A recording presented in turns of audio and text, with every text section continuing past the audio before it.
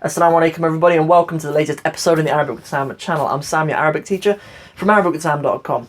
So I've recently been looking at like some different channels on Facebook, been looking at some different groups about sort of how to learn Arabic, and there's quite a famous group on there, it's really popular, just Learn Arabic. And I was scrolling through the questions recently, and one of the questions that was up on there was someone sort of said, what's the best way to approach learning Arabic? Like, I assume they're a beginner, and they just wanted to know how to get started. And the comments in it sort of worried me a little bit. Like, I've been spending time in some of these Facebook groups, and what some people suggest sometimes worries me a bit. So I wanted to give you guys my perspective on what is the best way to start learning Arabic. And first and foremost, like the most important thing is you need to ask yourself the question, why do you want to learn Arabic? Like, very rarely do people approach learning Arabic and they just say, oh, I want to learn Arabic. Just sort of for the sake of it.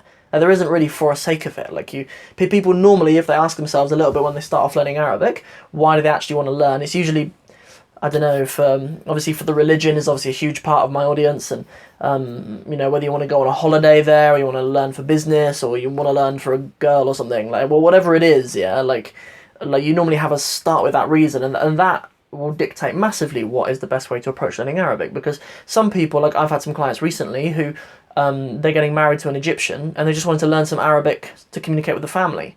Like, that's not like a lifetime pursuit, and they don't really have any need to learn modern standard Arabic. They don't have any need to learn to read and write Arabic correctly. They literally just need some back and forth in Egyptian lehga, and that's all they need. Yeah, so you should begin by asking yourself that, because there was an answer which worried me that just said free YouTube videos to start off with, and then talk to native speakers, and I think that is only a correct response for a very, very small amount of people. So, like, my opinion, and this is my opinion, and it's honestly the truth that it's my opinion, because you can see it in my own work, because this is how I insist on most of my clients who are serious about learning the Arabic language. Like my first advice would be to be serious about it. Like, my first advice would be to make yourself among the people who are serious about learning Arabic, because it's just such a beautiful lifetime pursuit, really, to master the Arabic language. But once you are one of those people who takes it very seriously, and you want to have a really broad and fulfilling understanding of the Arabic language, then you should begin with learning the script. You should have a really, really strong fundamentals over the script. Like, it does my head in when I have students who start and they claim to be at quite a high level, and then I discover that their writing is just awful.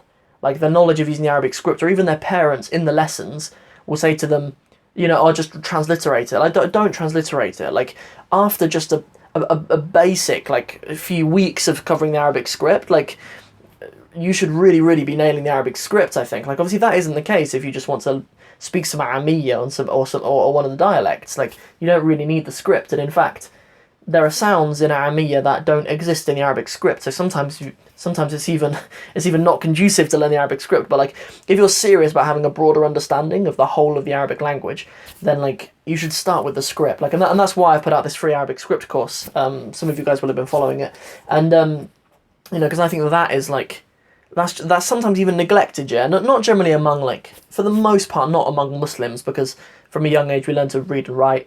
We learn to read, certainly, the Arabic script and stuff, but people should be practicing their handwriting and stuff as well. So once you've got that foundation, everything that you learn afterwards is just through that lens. It's through a lens of understanding the Arabic script and knowing how to use it.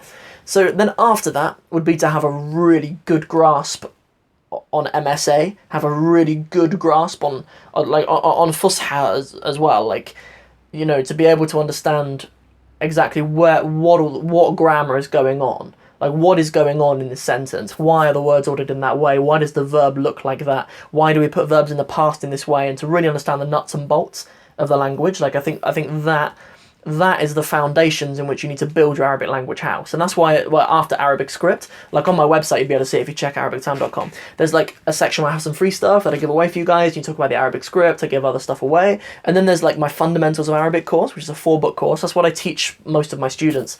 And, like, that 4-book Fundamentals of Arabic course, each one of them is 12 lessons, I think. So there's about 50 lessons, and we cover like a lot of the main concepts of Arabic grammar. And at the end of that, students have, like, a really, really firm grasp on like the most important vocabulary. Like 98% of the vocabulary is taken directly from the Quran. There's some other, like, everyday vocab that's in there too. That's more like modern standard Arabic vocab rather than Quranic. But yeah, yeah. So like, but that is demonstrated in my work. It's not just something I'm playing lip service to in this video. Like that's something that I demonstrate in all of my work. So, you know, like the first thing, obviously, as I said, is just you need to understand why you're learning Arabic, and then that's my advice really. So something else to bear in mind is a problem I think with suggesting to people that they learn from free YouTube videos and then go to native speakers is that native speakers, because they're native speakers, aren't always great teachers. They're fantastic speaking partners, no doubt, yeah, no doubt. Like I'm not an Arab, yeah. Like I've sort of become a level of Arabic in which I can teach Arabic at a pretty high level, but like, I'll never be an Arab. Like, and I don't claim to be. And you know, Arabs, if you want a speaking partner, then an Arab is the best speaking partner, obviously, yeah. But like, yeah, learning from native speakers isn't always the best option. Like, it was really difficult for me. Like, I first learned from native speakers, and you know, I think I have a real important impact on people especially who are white, basically, who just come from white non-Muslim backgrounds.